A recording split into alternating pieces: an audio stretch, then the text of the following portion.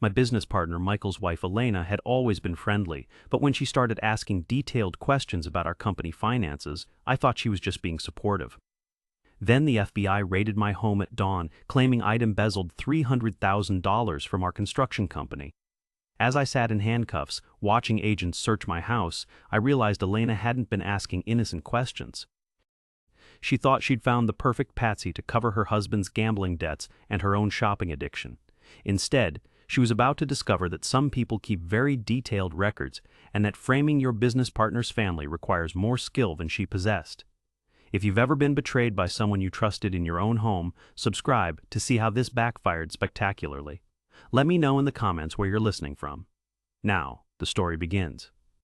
Michael Carver and I had been business partners for 12 years, building Carver Williams Construction from a two-man operation working residential renovations into a regional commercial contractor, employing 43 people and generating $8 million in annual revenue. Our partnership had survived the 2008 recession, equipment failures, difficult clients, and the normal challenges that test business relationships when money and reputation are at stake. Michael handled project management and client relations while I managed finances, operations, and the administrative systems that kept our crews working efficiently. The division of responsibilities had worked perfectly because our skills complemented each other without creating conflicts over authority or decision-making. Michael was naturally charismatic with clients and subcontractors, while I preferred the analytical work of cost estimation, scheduling, and financial planning that enabled profitable project completion. Our families had also developed close relationships during the years when we'd been building the business together. Michael's wife Elena had become friends with my wife Janet, our children attended the same schools, and we'd shared holiday celebrations and vacation trips that had made our business partnership feel like extended family collaboration.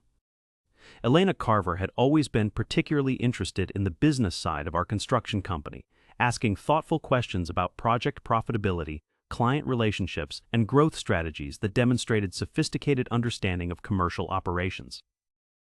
"David, how do you track expenses across multiple job sites?" Elena had asked during one of our family barbecues last summer. "It seems like managing all those moving parts would require incredible attention to detail." Elena's questions about expense tracking had seemed like natural curiosity from someone whose husband's livelihood depended on successful business management, and I'd been happy to explain our accounting systems and project management software. "We use integrated software that tracks labor, materials, and equipment costs in real time," I'd explained. "Every expense gets coded to specific projects and cost categories, which allows us to monitor profitability and identify problems before they affect the bottom line." Elena had been impressed by the sophistication of our financial controls and had asked follow-up questions about bank account management, vendor payments, and the approval processes that prevented unauthorized expenses or financial irregularities. Over the following months, Elena's interest in our business operations had continued during social gatherings, family dinners, and casual conversations when she'd visited our office to meet Michael for lunch or personal appointments. "David, do you handle all the banking for the company?" Elena had asked during one of her office visits. "That seems like a lot of responsibility for one person." "Michael and I both have signature authority on the business accounts," I'd explained, "but I handle most of the day-to-day banking because I manage accounts payable and client billing." Elena's questions had been consistently intelligent and appropriately curious, never seeming intrusive or suspicious given her natural interest in understanding the business that supported her family's lifestyle and financial security. But Elena's curiosity about our financial systems had intensified over the past 6 months, with more frequent questions about specific banking procedures, signature requirements, and the documentation processes that governed large expenditures or unusual transactions. "David, what happens if the bank notices unusual activity in your business accounts?" Elena had asked during a recent conversation. "Do they investigate automatically or wait for customer complaints?" The question had been more specific than Elena's usual business inquiries, but I'd attributed her interest to general anxiety about financial security rather than any particular concern about our company's banking practices. "Banks monitor for patterns that might indicate fraud or identity theft," I'd explained. "But business accounts have more flexibility than personal accounts because commercial transactions can be large and irregular." Elena had also been asking, Michael detailed questions about our client billing procedures, project timelines, and the approval processes for change orders that increased project costs beyond original contract amounts. Elena's been really interested in learning about the construction business lately, Michael had mentioned during one of our weekly project review meetings. She thinks she might want to get involved in the administrative side of the company eventually. Elena getting involved in company administration had sounded like a natural evolution for someone who'd been supporting our business informally for years and who clearly understood commercial operations well enough to contribute meaningfully to our continued growth. But 3 weeks ago, Elena's questions had taken on a different quality that had made me slightly uncomfortable without being able to identify exactly why her curiosity had started feeling intrusive rather than supportive. "David, if someone wanted to transfer money from business accounts without authorization, how would they do it?" Elena had asked during a conversation that had seemed casual but had felt oddly specific. "Why would someone want to transfer money without authorization?" I'd asked. "I was just wondering about security vulnerabilities," Elena had replied. "Michael mentioned that you handle most of the financial decisions, and I was curious about what safeguards prevent mistakes or fraud." Security vulnerabilities and fraud prevention. Elena's questions had shifted from general business curiosity to specific inquiries about potential weaknesses in our financial controls and authorization procedures. The change in her questioning pattern had been subtle enough to avoid raising immediate suspicions, but persistent enough to suggest that Elena's interest in our business operations might extend beyond supportive curiosity into areas that could affect our company's financial security. Last Tuesday morning, I'd arrived at the office to find Elena waiting in the parking lot, claiming that Michael had asked her to pick up some documents he'd forgotten at home the previous evening. "David, Michael said you'd know which files he needed for the Henderson project meeting," Elena had said, though Michael hadn't mentioned any document pickup or Henderson project meeting during our conversation the previous afternoon. Elena's request had been unusual enough to prompt me to call Michael for verification, but his phone had gone directly to voicemail, and Elena had explained that he was already in meetings with clients who required his complete attention. "I can wait until Michael returns your call," Elena had said, but he seemed stressed about having the right documents for this important client presentation. Elena's explanation had been plausible enough to justify giving her access to Michael's office, where she'd spent 20 minutes reviewing files while I'd worked on project estimates in the adjoining conference room. When Michael had returned my call an hour later, he'd confirmed that Elena had been picking up documents for a client meeting, though his explanation had been vague about which specific files had been required. The incident had been minor and easily explainable, but it had added to my growing sense that Elena's involvement in our business operations was becoming more active and less transparent than the supportive interest she'd demonstrated over the previous years. But my concerns about Elena's behavior had seemed paranoid and potentially damaging to our family friendship, so I decided to monitor her interactions with our business more carefully rather than confronting Michael about suspicions that might be unfounded. That decision would prove fortunate when the FBI arrived at my house 6 days later with search warrants and federal charges that would reveal exactly why Elena had been asking such detailed questions about our financial systems and authorization procedures. Some educational experiences about trust and verification can only be provided by people who exploit family relationships and business partnerships to facilitate crimes that require intimate knowledge of financial systems and personal vulnerabilities. Elena was about to teach me comprehensive lessons about the difference between supportive curiosity and criminal investigation, and about the importance of distinguishing between people who ask questions to understand your business and people who ask questions to destroy it. The FBI raid began at 5:47 a.m. on Thursday morning, when federal agents executed search warrants for my home, office, and personal vehicles based on allegations that I'd embezzled $300,000 from Carver Williams Construction over the past 8 months.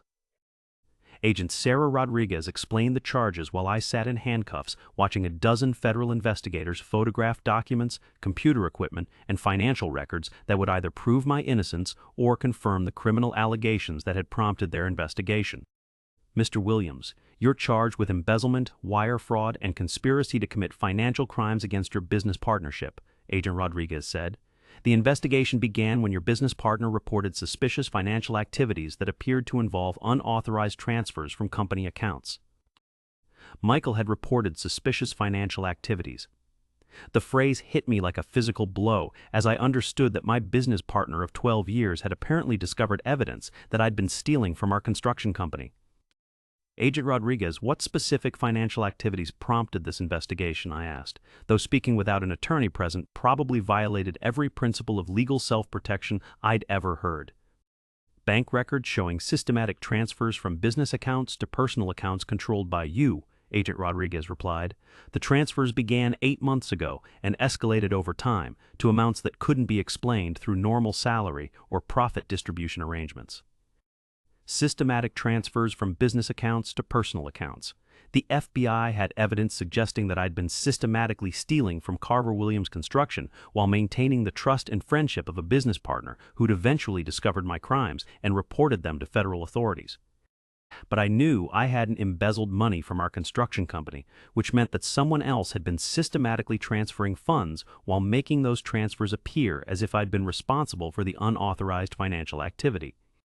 Agent Rodriguez, I haven't embezzled money from my business, I said. Someone has been committing financial fraud using methods that make me appear responsible for crimes I haven't committed. Mr. Williams, we have comprehensive documentation of transfers from company accounts to accounts that bear your name and signature authorization, Agent Rodriguez replied. The evidence suggests systematic embezzlement rather than isolated financial irregularities. Evidence of transfers to accounts bearing my name and signature authorization. Someone had been sophisticated enough to create banking documentation that implicated me in systematic theft while ensuring that I remained unaware of the criminal activity until federal investigators had assembled comprehensive evidence for prosecution. The search of my home continued for 6 hours, with federal agents photographing financial documents, computer files, and personal correspondence that might reveal how I'd planned and executed embezzlement that had apparently been continuing for 8 months without my knowledge. Agent Rodriguez interviewed Janet about our household expenses, recent purchases, and any unusual financial behavior she'd observed during the time period when I'd allegedly been stealing from the construction company. Mrs. Williams, has your husband displayed any changes in spending patterns or financial behavior over the past 8 months? Agent Rodriguez asked. David's spending has been completely normal, Janet replied. We haven't made any major purchases or changed our lifestyle in ways that would suggest additional income from any source. Janet's testimony about our unchanged spending patterns should have supported my claims of innocence, but Agent Rodriguez explained that sophisticated embezzlers often avoid conspicuous consumption that might attract attention to their criminal activities. Many embezzlement cases involve gradual accumulation of stolen funds rather than immediate spending that would raise suspicions, Agent Rodriguez said. Your husband could have been building financial reserves for future use rather than spending stolen money on obvious lifestyle improvements. The FBI's investigation had been thorough enough to anticipate and address the most common defense strategies for embezzlement cases, including claims that unchanged spending patterns proved innocence rather than criminal sophistication. But the most disturbing aspect of the federal investigation was learning how comprehensively someone had been documenting my alleged criminal activity while I'd remained completely unaware that crimes were being committed in my name. Mr. Williams, the evidence includes your electronic signatures on transfer authorizations, your login credentials for banking access, and documentation that tracks the progression of theft from small initial amounts to larger systematic transfers, Agent Rodriguez explained. Electronic signatures, login credentials, and systematic documentation of progressive theft. Someone had gained access to my banking authorization systems and had been using that access to commit crimes while creating evidence that would implicate me in comprehensive embezzlement. The sophistication required for this level of financial fraud suggested that the perpetrator had intimate knowledge of our business operations, banking procedures, and the personal information necessary for accessing my financial accounts and authorization systems. Michael arrived at my house during the final hours of the FBI search, expressing shock and concern about federal charges that he claimed to have learned about only after reporting suspicious financial irregularities to company attorneys. David, I can't believe this is happening, Michael said as we watched federal agents loading computer equipment into evidence vehicles. When the accountant found those irregular transfers, I hoped there would be some simple explanation.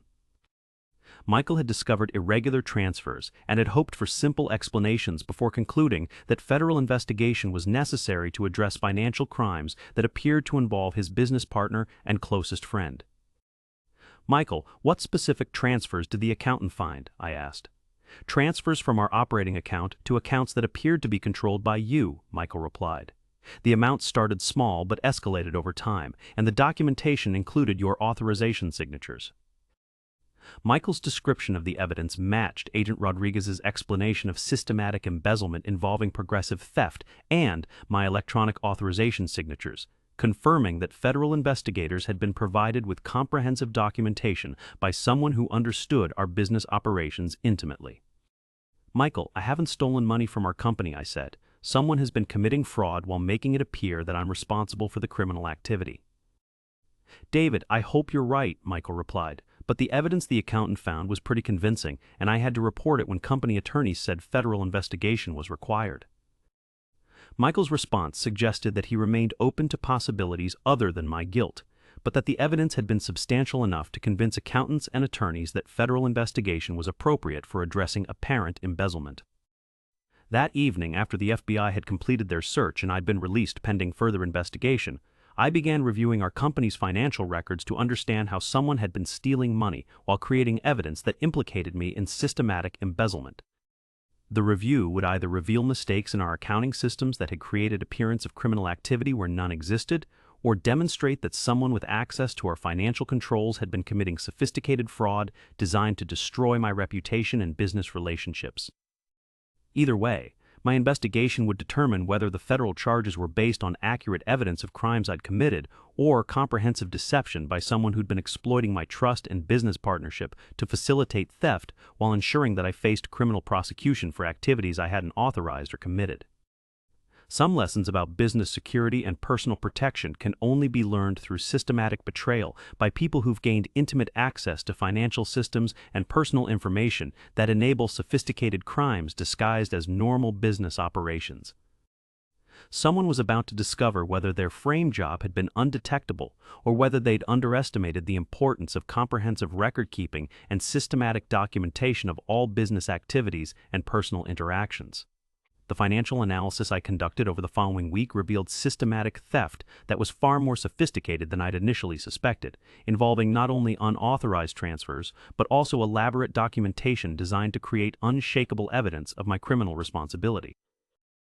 Working with our company accountant, Rebecca Martinez, I traced the irregular transfers that had prompted Michael's report to federal authorities, discovering that the theft had been implemented through authorized access to our banking systems rather than external hacking or identity theft.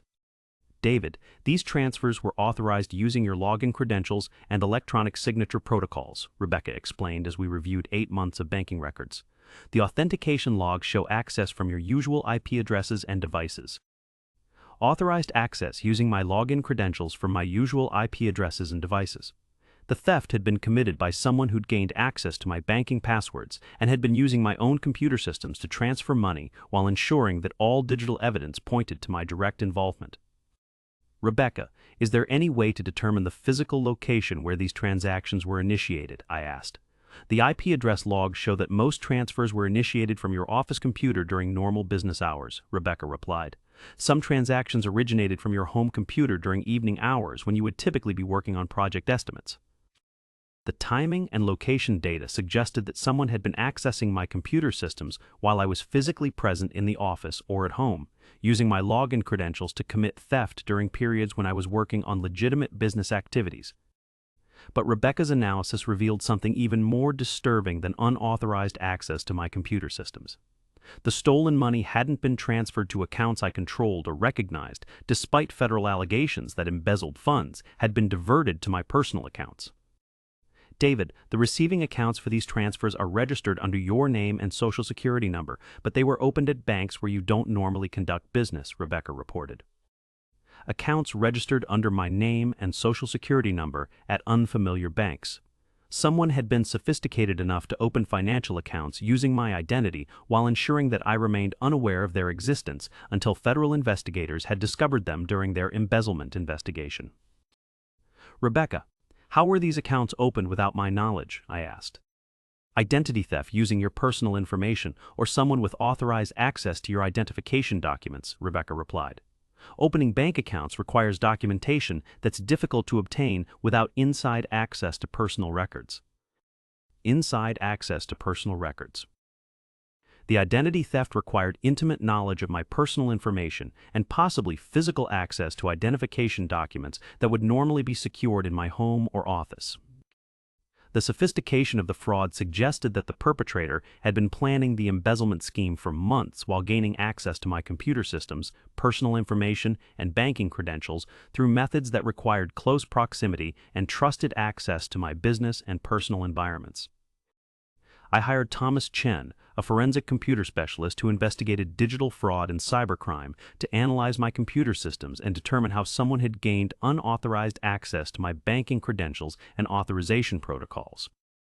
Mr. Williams, your computers have been compromised by sophisticated malware that captures keystrokes, screenshots, and login credentials, Thomas reported after 3 days of analysis. The malware has been active for approximately 10 months. Sophisticated malware capturing keystrokes and login credentials for 10 months.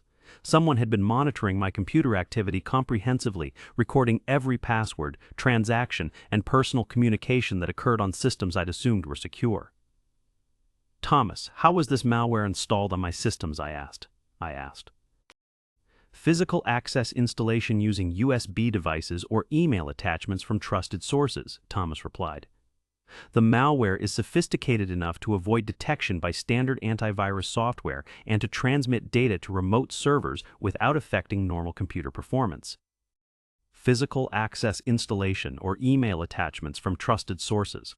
The malware had been installed by someone who'd either had direct access to my computer systems or who'd been able to send me malicious attachments that I'd opened without suspicion because they'd appeared to come from trustworthy contacts. Thomas's investigation revealed that the malware had been transmitting comprehensive data about my business activities, personal finances, and daily computer usage to remote servers that enabled real-time monitoring of everything I'd been doing on my computer systems. Mr. Williams, whoever installed this malware, has been able to monitor your business operations, personal communications, and financial activities in real time for the past 10 months, Thomas explained. Real-time monitoring of business operations and personal communications. Someone had been systematically observing my daily activities while planning embezzlement that would implicate me in criminal activity using information gathered through comprehensive surveillance of my professional and personal life. But Thomas's investigation revealed the most damaging evidence about who had been responsible for installing the surveillance malware and committing the systematic embezzlement that had prompted federal criminal charges. Mr. Williams, the malware installation logs show that the initial compromise occurred when you opened an email attachment sent from Elena Carver's personal email address, Thomas reported. Elena Carver had sent the email attachment that had compromised my computer systems and enabled 10 months of surveillance that facilitated systematic embezzlement designed to implicate me in criminal activity while protecting the actual perpetrator from detection or prosecution.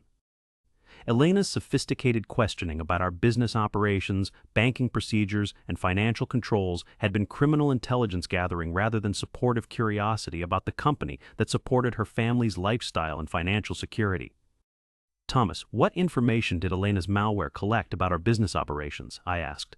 Complete access to your banking credentials, client billing systems, project management software, and personal communications, Thomas replied. Elena has been monitoring your business activities comprehensively while planning and executing systematic theft.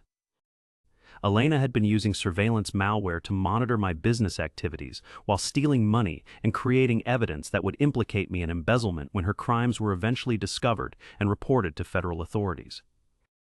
But Thomas's investigation revealed that Elena's embezzlement scheme had been even more sophisticated than simple theft disguised as my criminal activity. She'd been coordinating with Michael to ensure that the timing of federal investigation would maximize damage to my reputation while minimizing their own legal exposure. Mr. Williams, communication logs show that Elena has been coordinating with Michael Carver about the timing of reporting suspicious financial activities to company accountants and federal authorities, Thomas explained. Elena and Michael had been collaborating to ensure that my alleged embezzlement would be discovered and reported in ways that created maximum legal jeopardy for me, while providing them with plausible claims of innocence and victimization by criminal activity they'd allegedly discovered rather than committed. The scope of Elena and Michael's conspiracy was staggering. They'd been systematically stealing from our construction company while documenting evidence that would implicate me in comprehensive criminal activity, then coordinating the timing of federal investigation to ensure that I faced prosecution while they appeared as innocent victims of my alleged betrayal. That evening, I called my attorney to report the discovery that Elena and Michael Carver had been systematically framing me for embezzlement while committing the actual theft that had prompted federal criminal charges. "David, we need to present this evidence to federal prosecutors immediately," my attorney said after reviewing Thomas Chen's forensic investigation. "Elena and Michael's conspiracy represents systematic criminal activity that extends far beyond simple embezzlement. The evidence would either exonerate me from federal charges while exposing Elena and Michael's comprehensive fraud, or reveal that their frame job had been sophisticated enough to withstand forensic investigation by computer specialists and fraud experts. Either way, Elena and Michael were about to discover whether their conspiracy had been undetectable or whether they'd underestimated the importance of comprehensive computer security and systematic documentation of all business communications and financial activities. Some lessons about business partnerships and family trust can only be taught through systematic exposure of criminal conspiracies that exploit professional relationships and personal vulnerabilities to facilitate sophisticated theft disguised as victim crimes rather than perpetrator activities." Elena and Michael were about to learn that framing business partners for embezzlement requires more criminal sophistication than they demonstrated, and that some people maintain better records than their conspiracies can withstand. Agent Sarah Rodriguez agreed to review Thomas Chen's forensic evidence after my attorney presented documentation that Elena and Michael Carver had been systematically framing me for embezzlement while committing the actual theft that had prompted federal criminal charges. "Mr. Williams, if your evidence proves that you've been framed for crimes committed by your business partners, this investigation will shift focus to prosecuting the actual perpetrators," Agent Rodriguez explained during our meeting at the federal building. "Agent Rodriguez, how long will it take to verify the computer forensics and banking evidence?" I asked. 2 weeks for comprehensive analysis by federal computer crime specialists," she replied. "We'll need to examine the malware, trace the unauthorized banking access, and verify the timeline of criminal activities that your forensic specialist documented." 2 weeks to determine whether Elena and Michael's frame job would withstand federal investigation, or whether their conspiracy would be exposed and prosecuted as systematic criminal fraud that extended far beyond simple embezzlement. But I wasn't content to wait for federal investigators to determine my innocence or guilt based on evidence that Elena and Michael might still be manipulating through their continued access to company systems and business operations. I hired Patricia Walsh, a private investigator who specialized in corporate fraud and business partnership disputes, to conduct independent surveillance of Elena and Michael while federal authorities analyzed the computer evidence. "Mr. Williams, what specific activities do you want me to monitor?" Patricia asked. "I want to know whether Elena and Michael are continuing to steal from the company, whether they're coordinating their legal strategy, and whether they're preparing to destroy evidence or flee if their frame job fails," I replied. Patricia's investigation would either confirm that Elena and Michael were confident in their frame job or reveal that they were taking precautions against exposure that would indicate consciousness of guilt about criminal activities they'd committed rather than discovered. Over the following week, Patricia documented Elena and Michael's behavior through surveillance that revealed increasing anxiety about federal investigation and frequent meetings with attorneys who specialized in criminal defense rather than business law. "Mr. Williams, Elena and Michael have been meeting with criminal defense attorneys 3 times in the past week," Patricia reported. "They're also liquidating personal assets and transferring money to accounts at banks that offer international wire transfer services." Elena and Michael were preparing for potential criminal prosecution and possible flight from the country, behavior that suggested they were worried about federal investigation expanding to include their own criminal activities rather than remaining focused on prosecuting me for embezzlement. "Patricia, are they still accessing company financial systems?" I asked. "Elena visited your office twice this week during hours when you weren't present," Patricia said. "She used Michael's key to enter the building and spent approximately 30 minutes accessing computer systems in your office." Elena was continuing to access my computer systems, either to monitor federal investigation progress through continued surveillance or to destroy evidence that might expose her role in the systematic embezzlement and frame job. But Patricia's investigation revealed that Elena and Michael's preparation for criminal prosecution had included coordination with people who had experience in international financial crimes and evidence destruction. Mr. Williams, Elena has been meeting with Victor Petrov, who has prior convictions for money laundering and identity theft, Patricia reported. Victor appears to be advising Elena about evidence destruction and asset protection strategies.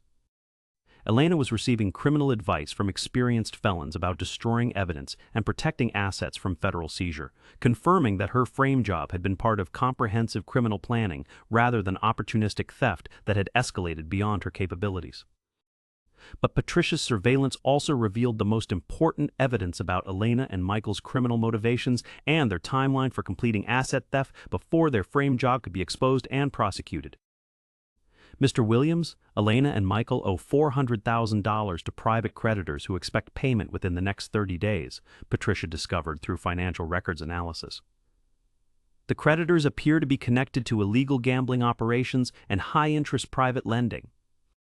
Elena and Michael's embezzlement had been motivated by gambling debts and lifestyle expenses that exceeded their legitimate income, requiring systematic theft from company assets to avoid violent collection methods from creditors who don't negotiate payment extensions.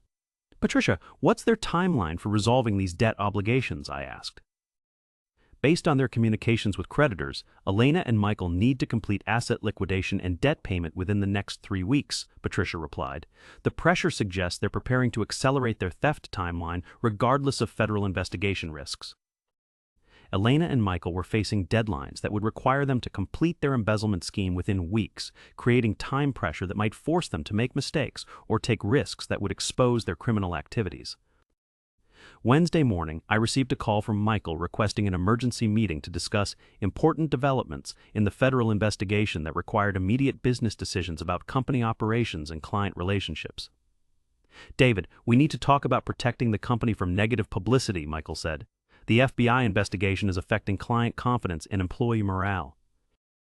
Michael wanted to discuss protecting the company from investigation effects, though his primary concern was probably protecting his ability to continue stealing from business accounts while federal authorities focused on prosecuting me for crimes he and Elena had committed.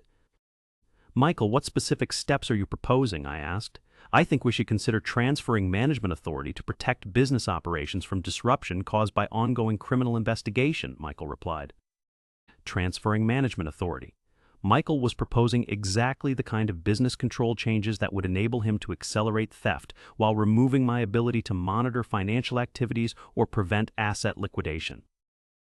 The meeting Michael had requested would provide an opportunity to document his attempt to gain complete control of company assets while I was facing federal criminal charges that would prevent me from interfering with his and Elena's systematic theft. Thursday afternoon, I met with Michael at our office, wearing recording equipment provided by my attorney to document any admissions or proposals that might reveal his knowledge of criminal activities he'd allegedly discovered rather than committed. Michael, I want you to know that I haven't embezzled money from our company, I said, as we began the conversation that would either demonstrate his innocence or expose his participation in Elena's frame job.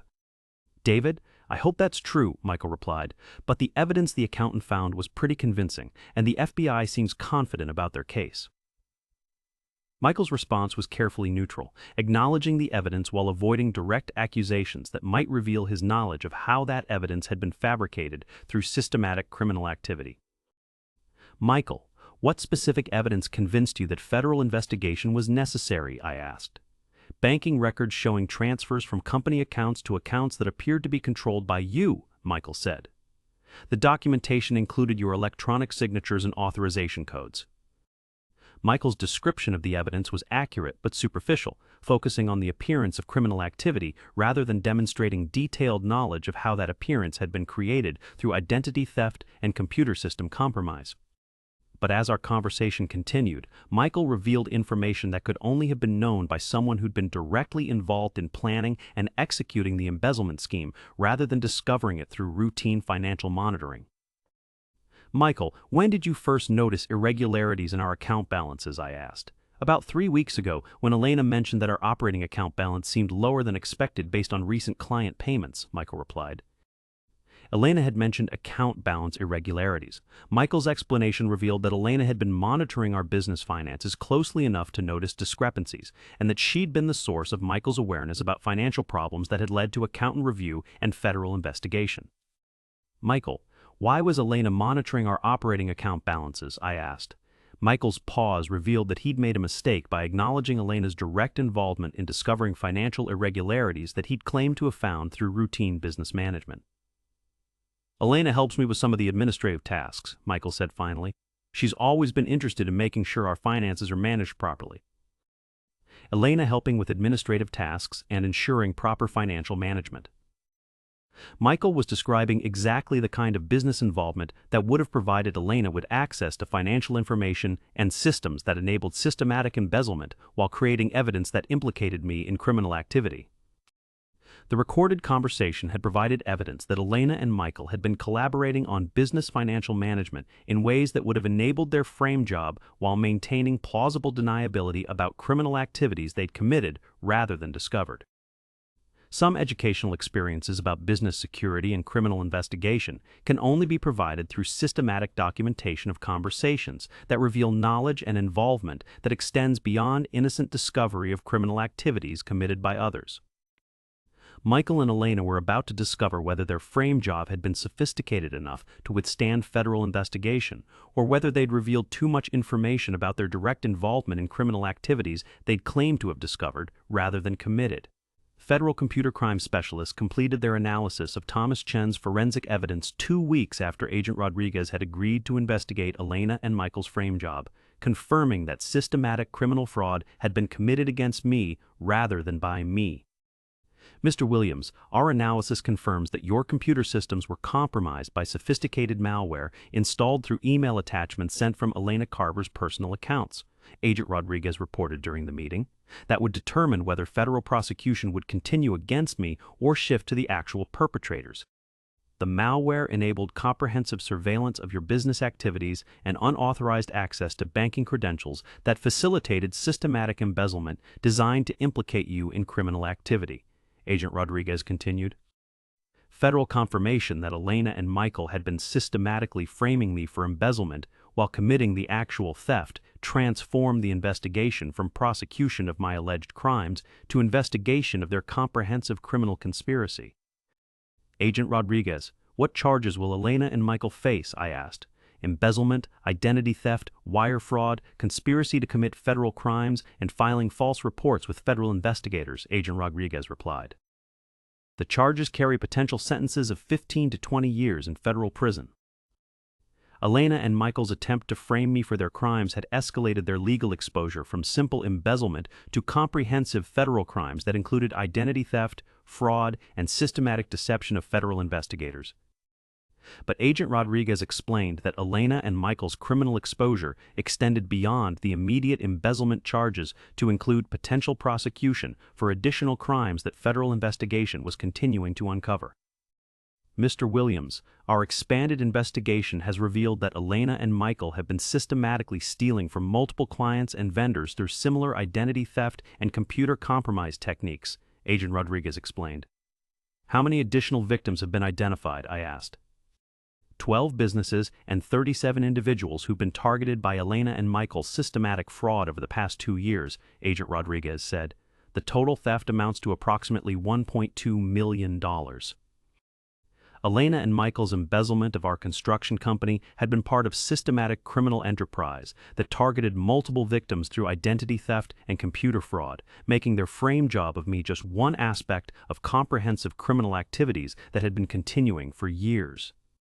The scope of Elena and Michael's criminal operation was staggering and explained their sophisticated approach to framing me for embezzlement while maintaining plausible deniability about their direct involvement in systematic theft. Agent Rodriguez, when will Elena and Michael be arrested? I asked. Tomorrow morning, she replied.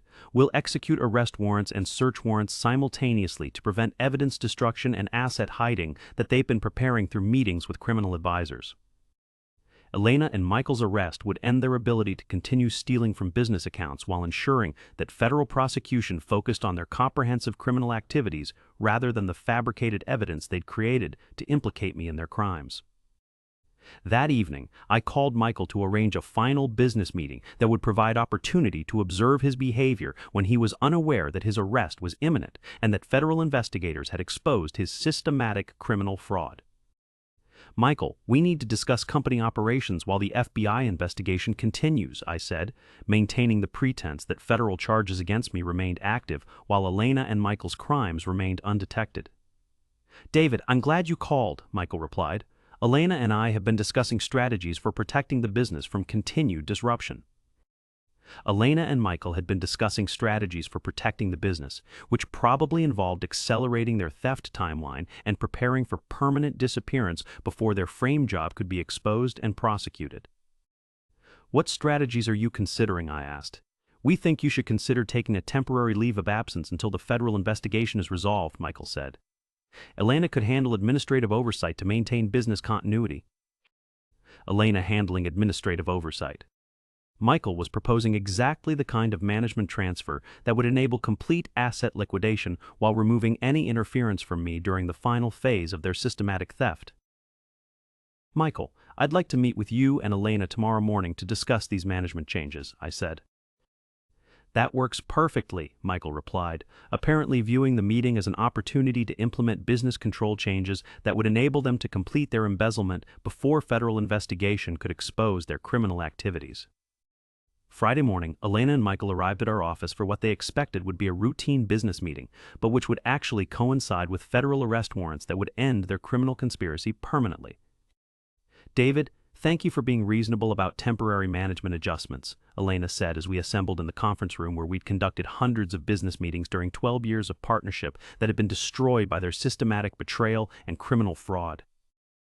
Elena, I appreciate your willingness to help manage business operations during this difficult period, I replied, maintaining the pretense that I remained unaware of her role in systematic embezzlement and frame job activities. Elena's confident demeanor suggested that she believed her frame job had been successful and that federal prosecution would continue to focus on me while she and Michael completed their theft and prepared for permanent escape from criminal investigation. But Elena's confidence was shattered when Agent Rodriguez and 4 federal officers entered the conference room with arrest warrants and comprehensive evidence of the criminal conspiracy that had targeted me while facilitating systematic theft from multiple victims. Elena Carver and Michael Carver, you're under arrest for embezzlement, identity theft, wire fraud, and conspiracy to commit federal crimes, Agent Rodriguez announced as federal officers placed handcuffs on 2 people who'd spent months planning my destruction while systematically stealing from the business we'd built together. Elena's shock at being arrested was complete and devastating as she processed that her sophisticated frame job had been exposed and that federal investigation had expanded to include her comprehensive criminal activities rather than remaining focused on prosecuting me for crimes I hadn't committed. Michael's arrest was equally shocking to him as he understood that their criminal conspiracy had been documented comprehensively and that federal prosecution would focus on their systematic fraud rather than the fabricated evidence they'd created to implicate me in embezzlement. Agent Rodriguez, we didn't commit any crimes, Elena protested as she was led away in handcuffs. David Williams has been embezzling from the company. Elena's continued attempt to maintain her frame job even after arrest demonstrated her commitment to criminal deception and her unwillingness to acknowledge responsibility for systematic fraud that had targeted multiple victims over several years. Elena, we have comprehensive evidence of your criminal activities, including computer forensics, banking records, and recorded conversations that document your conspiracy to frame Mr. Williams for crimes you committed, Agent Rodriguez replied.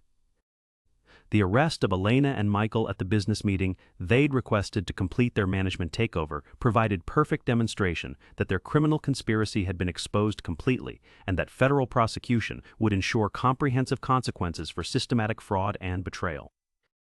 The federal investigation that had begun with my alleged embezzlement had transformed into prosecution of Elena and Michael's comprehensive criminal enterprise that had targeted dozens of victims through sophisticated identity theft and computer fraud techniques. Elena and Michael's attempt to destroy my life through systematic framing had instead exposed their own criminal activities and ensured that they faced federal prosecution for crimes that carried sentences far more severe than the simple embezzlement they'd originally committed. Some lessons about criminal justice and federal investigation can only be taught through systematic exposure of criminal conspiracies that demonstrate the comprehensive resources and expertise that federal authorities apply to prosecuting sophisticated fraud and identity theft. Elena and Michael had learned that framing innocent people for federal crimes requires criminal sophistication that extends far beyond their capabilities, and that federal investigators have resources for detecting and prosecuting systematic fraud that criminals consistently underestimate. The federal trial of Elena and Michael Carver began 6 months after their arrest, providing comprehensive public documentation of their systematic criminal enterprise and their attempt to frame me for embezzlement while stealing from dozens of victims over several years.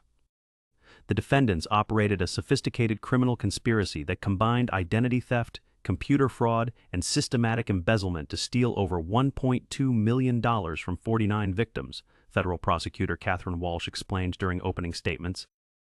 The evidence presented during the trial included computer forensics documenting Elena's malware installation, banking records showing systematic theft through identity fraud, and recorded conversations revealing their coordination to frame me for crimes they'd committed while planning their escape from federal prosecution.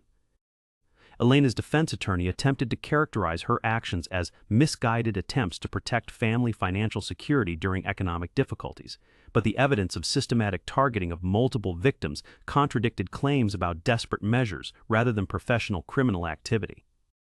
Elena Carver installed sophisticated surveillance malware on dozens of computers to facilitate systematic identity theft and financial fraud, Prosecutor Walsh said during closing arguments. This wasn't desperation, this was professional criminal enterprise. Michael's defense focused on claims that Elena had manipulated him into participating in criminal activities without his understanding of their scope or systematic nature, but recorded conversations revealed his direct involvement in planning and coordinating the frame job that had targeted me specifically. The jury deliberated for 8 hours before returning guilty verdicts on all charges, including embezzlement, identity theft, wire fraud, conspiracy to commit federal crimes, and obstruction of justice through filing false reports with federal investigators. Elena Carver is sentenced to 18 years in federal prison plus 10 years of supervised probation, Judge Patricia Martinez announced. Michael Carver is sentenced to 15 years in federal prison plus 10 years of supervised probation. The sentences reflected the systematic nature of Elena and Michael's criminal enterprise and their exploitation of business partnerships and family relationships to facilitate sophisticated fraud that had affected dozens of victims across multiple states. Elena and Michael's conviction and imprisonment provided comprehensive validation that federal investigation had correctly identified the actual perpetrators of systematic embezzlement, while exonerating me from charges that had been based on fabricated evidence rather than criminal activity I'd committed. But the criminal convictions were only one aspect of consequences that had systematically destroyed every relationship and business opportunity Elena and Michael had built through years of deception and criminal activity disguised as legitimate professional and personal relationships. The civil litigation that followed their criminal conviction sought recovery of stolen assets plus punitive damages that would ensure Elena and Michael faced financial consequences that extended far beyond their prison sentences. David, we're seeking recovery of $400,000 in direct theft plus additional damages for business disruption, reputation damage, and emotional distress, my attorney explained. The civil judgment will ensure that Elena and Michael face comprehensive financial consequences. The civil litigation was successful in recovering substantially all stolen assets, plus damages that consumed Elena and Michael's remaining financial resources while establishing legal precedents for prosecuting systematic identity theft and business partnership fraud. Most importantly, Elena and Michael's prosecution had exposed systematic criminal techniques that federal authorities used to educate other businesses about detecting and preventing identity theft and computer fraud that exploited professional relationships and family trust. 2 years after Elena and Michael's conviction, I had rebuilt Carver Williams Construction into a more secure operation than it had been before their systematic theft, implementing computer security measures and financial controls that prevented unauthorized access while maintaining operational efficiency. The business that had nearly been destroyed by Elena and Michael's criminal conspiracy had emerged stronger and more profitable through implementation of security procedures and client relationships that were based on verified trust rather than assumptions about loyalty and integrity. The federal investigation that had begun with charges against me had ultimately provided comprehensive education about business security, criminal fraud detection, and the importance of systematic documentation and computer security in protecting against sophisticated theft by trusted partners and family members. Mr. Williams, your experience has helped federal authorities develop training programs that have prevented millions of dollars in potential business fraud, Agent Rodriguez reported during our final meeting. The case study has been used to educate hundreds of businesses about detecting systematic identity theft. Elena and Michael's systematic criminal enterprise had been converted into educational resources that protected other businesses from similar fraud while providing federal investigators with comprehensive understanding of sophisticated identity theft techniques and business partnership exploitation. 3 years after their conviction, I received letters from Elena and Michael in federal prison, written as part of court-mandated victim reconciliation programs that required them to acknowledge their crimes and attempt to make amends with people they'd systematically betrayed. David, Elena wrote, I know I can't undo the damage I caused to your business and reputation, but I want you to know that prison has taught me something important about the difference between financial desperation and systematic criminal activity. Elena's letter acknowledged that her frame job had violated not only legal standards, but also the trust that had been built through years of family friendship, that I'd believed was based on genuine relationships rather than systematic evaluation of opportunities for criminal exploitation.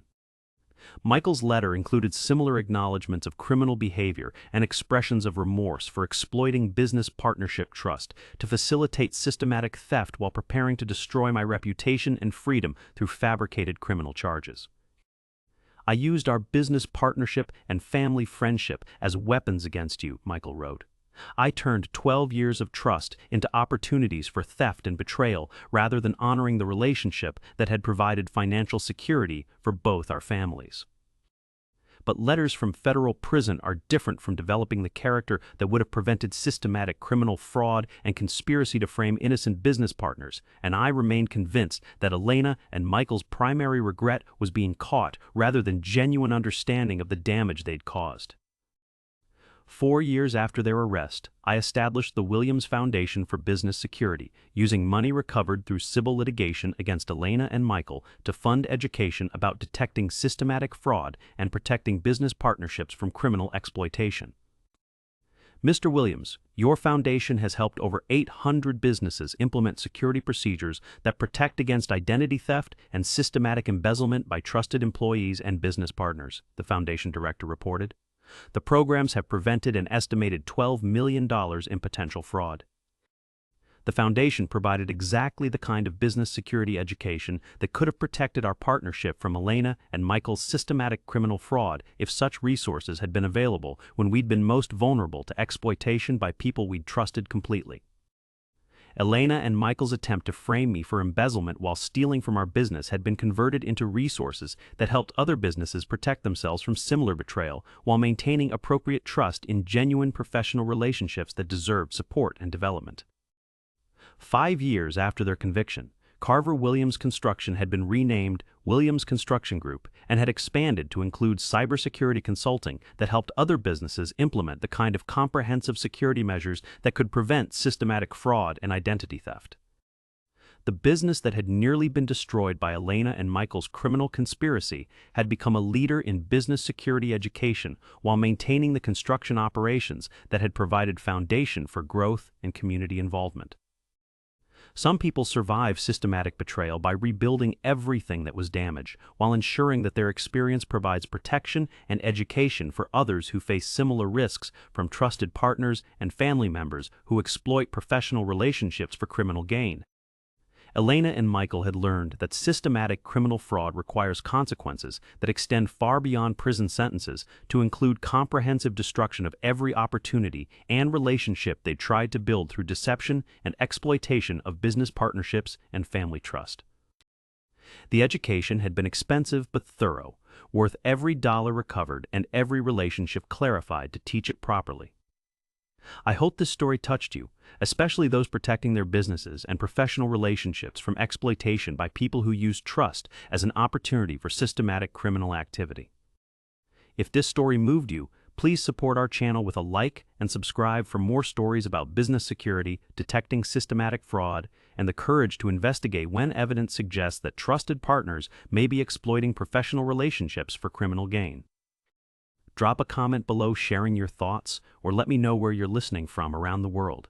These stories about business partnerships, systematic fraud, and protecting professional relationships from criminal exploitation connect people across all industries and communities. Thank you for joining this journey through systematic betrayal, business security, and the wisdom that comes from understanding the difference between genuine professional relationships and calculated exploitation of trust for criminal gain.